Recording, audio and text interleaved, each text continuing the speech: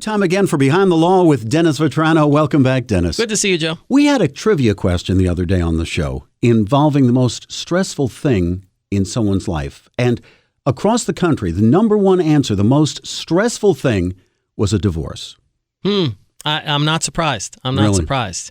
And it's funny. I mean, any aspects in the survey about why they thought it was the most stressful thing? Or in our particular version, no, it was just right there. And one can only imagine from that point when you hear that what it might entail. Yeah. And I mean, I think the starting point is anytime anybody has to show up to court for anything.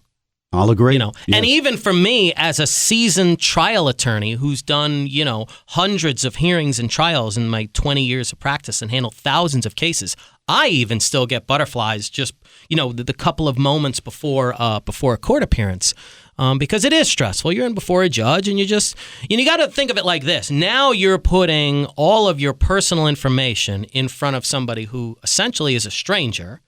And you're hoping that they'll see the case your way, not only as a litigant, but as a lawyer as well. So, I mean, just the court aspect of it alone can be very stressful. But I think a lot of it is also the emotions.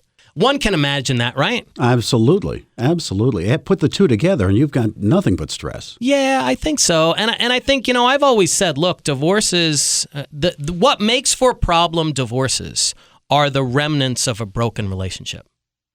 Does that make sense? It makes perfect sense. I mean, because you're always going to have somebody who's bitter, they feel like they were taken advantage of, or you've wasted X amount of years of my life, those sorts of things. So I think that's one of the major things that makes for a stressful divorce.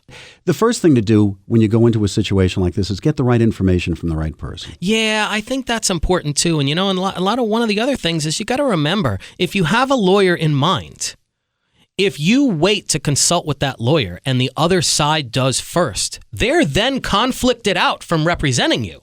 So if you're set on a lawyer, you know who you want to hire, and you're just kind of putting it off, get in and talk to that person, like right away. It's very important. To find out more about Dennis and his firm, why not visit that website? drvetranolaw.com. Dennis, it's always a pleasure. Good to see you, Joe.